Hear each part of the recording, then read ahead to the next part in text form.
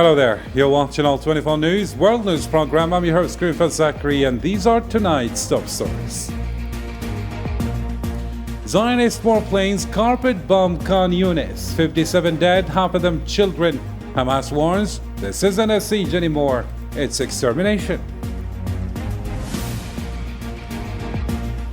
Also in our news tonight, Algeria leads the charge at the Arab Parliamentary Union, demanding immediate and concrete action against Zionist aggression.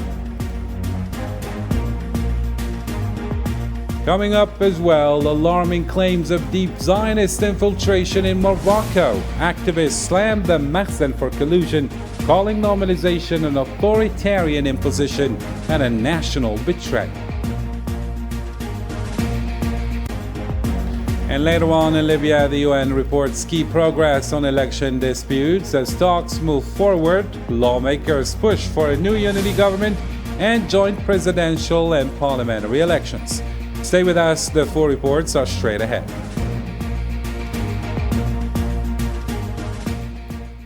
Hello again and welcome back to our program. In our news tonight, Zionist shelling has left at least 21 Palestinians dead, including infants and women, in a brutal escalation since last Saturday. In Khan Yunis, a refugee camp massacre claimed 11 lives, among them 4 children, 3 of them infants and 3 women. Further north in Gaza City, 16 more were killed as strikes leveled homes in Shujaiya, with rescue teams still pulling bodies from the rubble. Meanwhile, in Rafah, 4 martyrs, 3 of them children, were recovered after an attack on displaced families fleeing Zionist bulldozers. And in Deir el-Bala, a drone strike hit a displacement tent, killing a woman and wounding 5 of her family members. I wish my voice could reach the whole world to tell them that we're oppressed. Our children die of hunger every day. They are torn apart in front of our eyes, and we cannot do anything. We can be returned, but the souls and children cannot. Why is everybody watching us? They are newly married. They had been married for 2 days. What is their fault? What did she do? What can I do? She's a bride with her groom who did not do anything wrong and did not belong to any party. Let the Arabs wake up and stop being silent like graves. Let them move to return to their homes and holy places. It is enough for these children. What is their fault? Did those children harm the state of Israeli occupation? The occupation is killing us with hunger and rockets, and the whole world watches us. Meanwhile, for its part, the Palestinian Ministry of Health reports 77 more martyrs and 275 wounded in just past 24 hours across the Gaza Strip. The toll continues to climb, 52,495 Palestinians killed since the start of this aggression, with over 118,366 injured. Since March 18th alone, this war of extermination has claimed 2,396 more lives and left 6,325 wounded.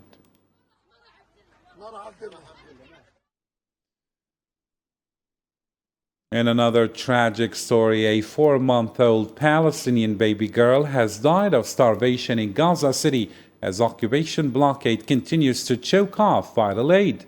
Medical staff at a Rantisi pediatric hospital confirmed that Jinan Saleh Askafi suffered from chronic malnutrition due to a lack of baby formula and supplements. Gaza's government media office says famine has now claimed at least 57 lives, mostly children, as border crossings remain sealed for the 63rd day. Officials, meanwhile, are condemning the use of food as a weapon of war.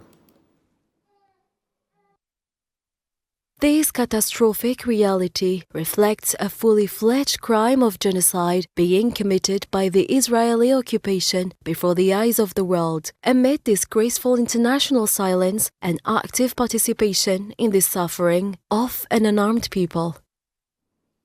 In response to rising famine deaths, a senior Hamas official says Gaza has entered a phase of total starvation and severe malnutrition. Abdulrahman Shadid accused the occupation of using hunger as a weapon of war, calling it a slow-motion genocide carried out in cold blood.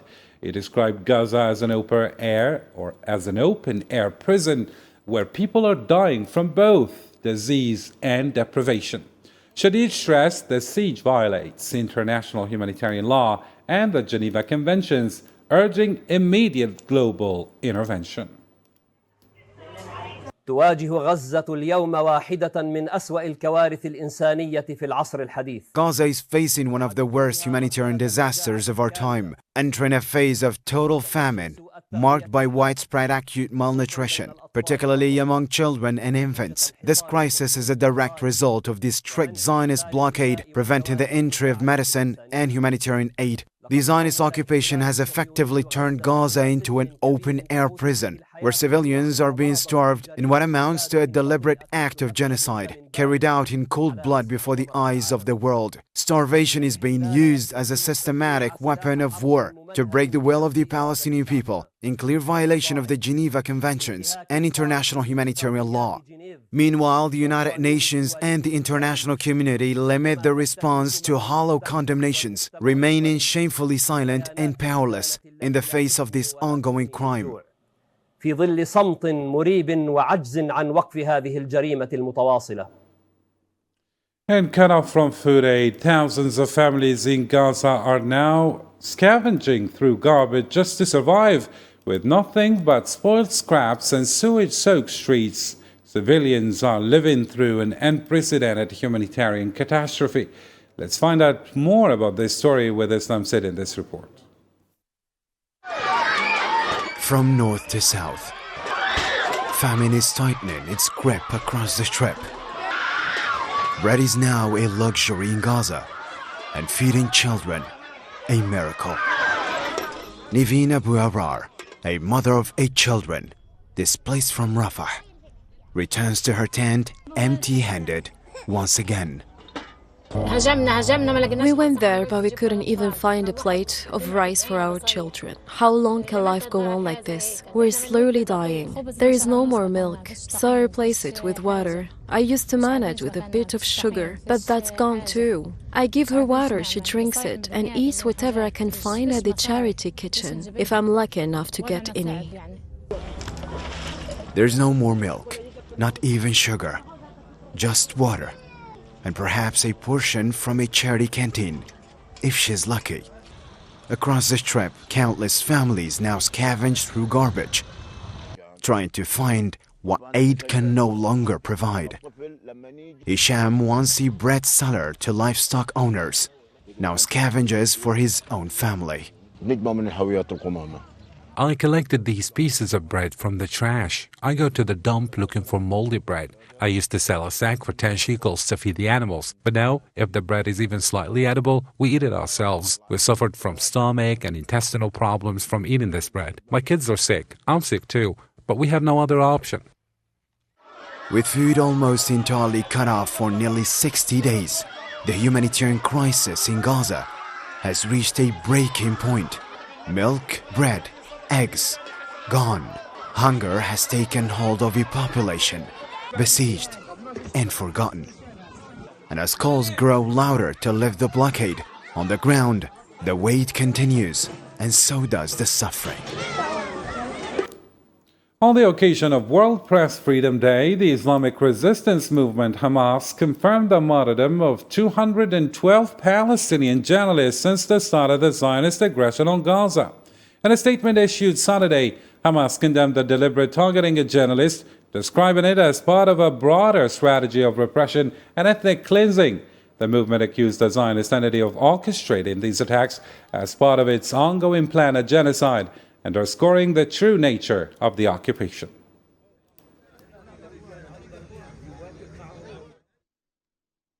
Elsewhere in the Middle East, in Syria, the Zionist occupation air force carried out intense airstrikes on several sites on Saturday, resulting in deaths and injuries. Local reports indicated that occupation forces breached multiple areas in southern Syria and deployed armored vehicles beyond the buffer zone in the occupied Golan Heights. Additionally, 7 raids targeted the Damascus countryside, with explosions heard in the capital. UN Secretary General Antonio Guterres condemned the Zionist entity's violation of Syria's sovereignty, including the attacks on Damascus and other cities. Stefan Dujarric, Guterres spokesperson, stated that the UN calls for an immediate halt to these attacks, urgent respect for Syria's sovereignty, unity, territorial integrity, and independence, and our international law.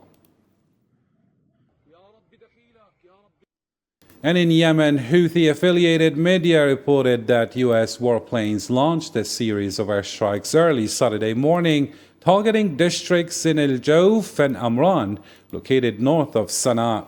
In a related development, the Yemeni Houthi group announced a military operation targeting a Zionist military site south of Jaffa in occupied Palestine.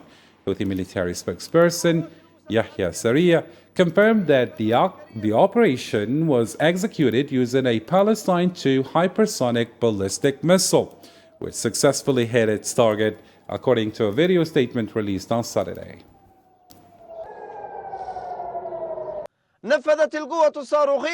The missile force of the Yemeni armed forces carried out a military operation targeting a Zionist military target south of the occupied Jaffa region using a Palestine II hypersonic ballistic missile. The missile successfully reached its target, thanks to Allah, while the interception systems failed to intercept it.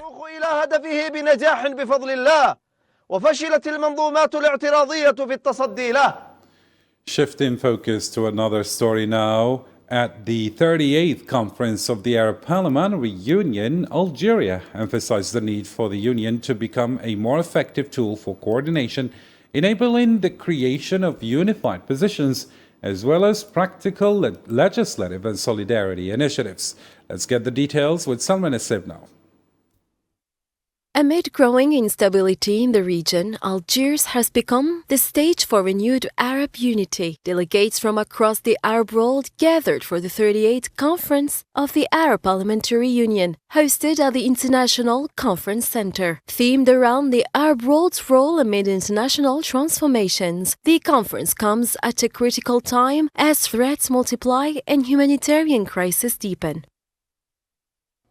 كما نشدد على ضرورة تفعيل الدبلوماسية البرلمانية. We stress the importance of activating parliamentary diplomacy at both regional and international levels to condemn the occupation's actions and push for accountability for war crimes. In this regard, I reaffirm that Algeria, under the leadership of President of the Republic Abdelmajid Tebboune, has always placed the Palestinian cause at the core of its foreign policy. This commitment has been unwavering, principled, firm, and consistent. In the face of ongoing aggression against Gaza, Algeria was among the first nations to deliver urgent humanitarian aid. It also continues to support UNRWA to help ensure the agency can maintain its essential services despite the mounting challenges it confronts. Echoing this message, Speaker of the National Assembly, Saleh Goujil, in a statement delivered by Saad Arous, rejected any attempts to displace Palestinians or liquidate their national project. In Algeria, we constantly advocate for a unified Arab stance in response to the challenges confronting the Arab world, for greater cooperation to defend our shared interests and safeguard hard-won achievements. We also call for a collective Arab vision to address this overwhelming tide of crises, divisions, and threats. In Algeria, unity is sacred, a key to triumph, deeply rooted in our own history. It was through unity that we overcame French colonialism, and it remains a powerful symbol of what we can achieve together. As sessions continue, Algeria hopes the conference will serve as a springboard for unified Arab parliamentary diplomacy, one that can push back against fragmentation, champion justice, and confront today's pressing regional challenges with one voice. Elsewhere in Africa, Moroccan activists have raised alarms over the increasing infiltration of Zionist influence across various sectors in the country, cloaked under the guise of normalization. Rushdie Bouibri, a member of the Guidance Council of the Moroccan Justice and Charity Youth Group, expressed concerns in a press interview, warning that Zionist entities are pushing forward a project aimed at gradually taking control of Morocco's state institutions. This, he claimed, is part of a broader strategy to deepen their presence and influence within the country. الكيان الصهيوني هل التطبيع هو ما نشهده وما نلمسه وما رصده What we are witnessing today is the outcome of a calculated and long-standing infiltration of the Moroccan state across all sectors: security, politics, economy, culture, education, sports, and society. This infiltration is not recent. It has taken place gradually and discreetly over the years. Behind it is the Zionist regime, which has a clear project to control the state and influence its decision-making from within. Similarly, the Moroccan activist accused the Mahsen regime of direct and overt complicity in the hacking scandal, claiming that recent events have exposed the depth of this collaboration.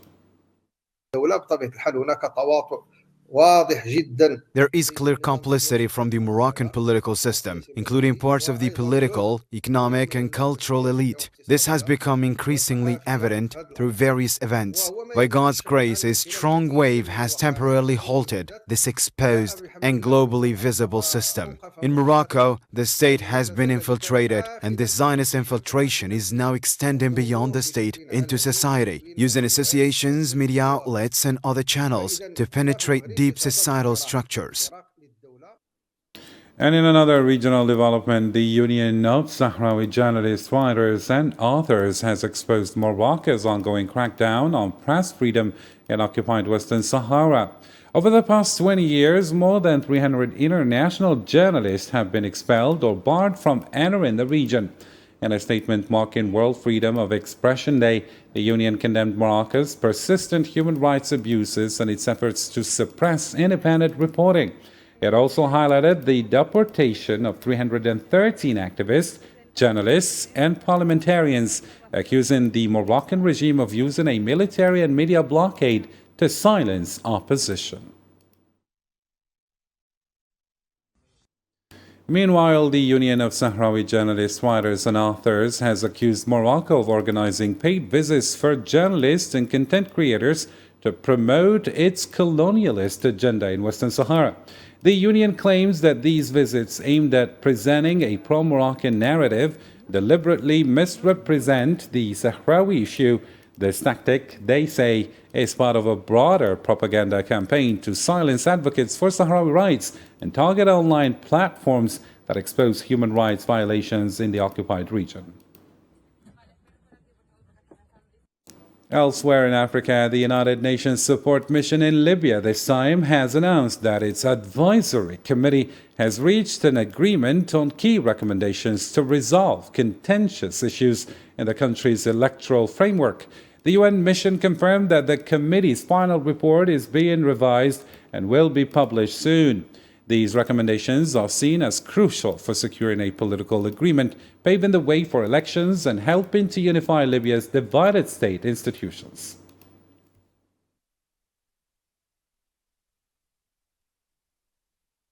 The advisory committee established by the United Nations Support Mission in Libya concluded its deliberations on Thursday, agreeing on a set of final options and recommendations to address the key contentious issues within Libya's current electoral framework. A final report is now being finalized and reviewed. UN SMEL commends the advisory committee for its dedication, professionalism, and integrity. The mission recognizes the complexity of the challenges addressed and values the committee's recommendations as a meaningful contribution to advancing a political agreement. Such an agreement is critical to enabling national elections and facilitating the unification of Libya's state institutions, both essential steps toward ending the country's prolonged division and repeated transitional cycles. Similarly, the United Nations mission in Libya has announced plans to begin consultations with key Libyan parties and the public to develop a political roadmap based on consensus. As the next step, UNSMEL will evaluate the proposed options and initiate consultations with relevant Libyan stakeholders and the broader public to build a consensus-based political roadmap toward elections. The mission remains committed to supporting a Libyan-led and Libyan-owned political process, one that not only includes the voices of decision-makers, but also reflects the aspirations of the Libyan people, who continue to bear the brunt of the current crisis. It is time to prioritize the needs and hopes of the Libyan population. Meanwhile, Libyan Parliament Speaker Aguila Saleh has renewed calls for the urgent formation of a unified government. In a video message shared online, Saleh said Libya must move swiftly toward creating a single authority, paving the way for simultaneous presidential and parliamentary elections. He also acknowledged the repeated failure of past dialogue efforts. We are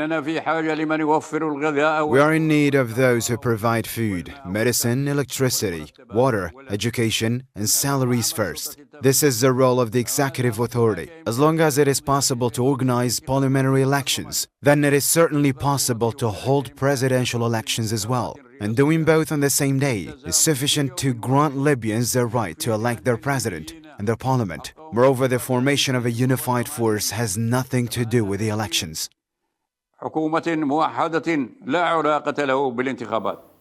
Shifting focus to another international news story in Tehran, Iranian Foreign Minister Abbas Araghchi says lasting nuclear deal with Washington is within reach if there's genuine political will. In a tweet on X, Araghchi warned that hardline rhetoric and mixed messages from the U.S. are fueling mistrust and jeopardizing progress. He urged Washington to drop threats and sanctions to rebuild credibility at the negotiating table.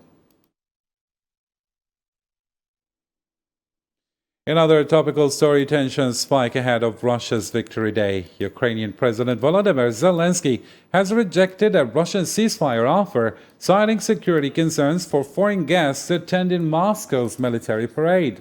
Moscow fired back, accusing Kiev of threatening the event's safety. Russian officials, including Dmitry Medvedev, warned of a forceful response to any provocations as the war of words ramp up ahead of the symbolic May 9th holiday.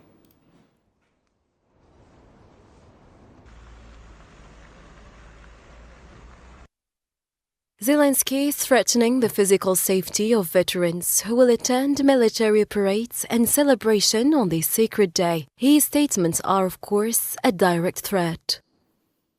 Russia says its proposed May 8th to 10th ceasefire is a test of Ukraine's commitment to peace. Kremlin spokesman Dmitry Peskov stated Saturday that Moscow is watching for what he called decisive statements and measures from Kiev to calm tensions during the Victory Day holidays. The announcement follows sharp exchanges between both sides as global concern grows over political escalation.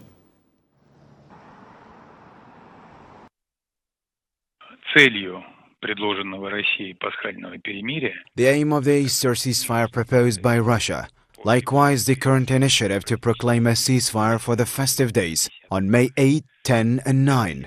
For us, it is a test for Kiev's readiness to seek the way for lasting and stable peace between Russia and Ukraine. The reaction of the Ukraine's authorities to Russia's incentive to introduce a ceasefire is a test of Ukraine's readiness for peace.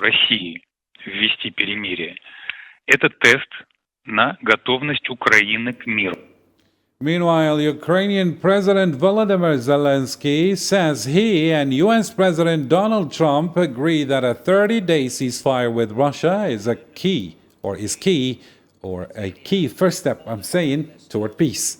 In remarks shared by Kiev, Zelensky described their recent meeting at Pope Francis' funeral as their most productive yet, attending that Trump gave a strong response when pressed on tougher sanctions against Moscow. And finally, in our news, in a surprise move, the OPEC Plus alliance announced it will boost oil production by 411,000 barrels per day starting in June. The decision made during a virtual meeting on Saturday marks a shift in policy as the group accelerates the easing of earlier output cuts. The 8 member states also agreed to hold monthly meetings to track market trends and monitor compliance with production targets.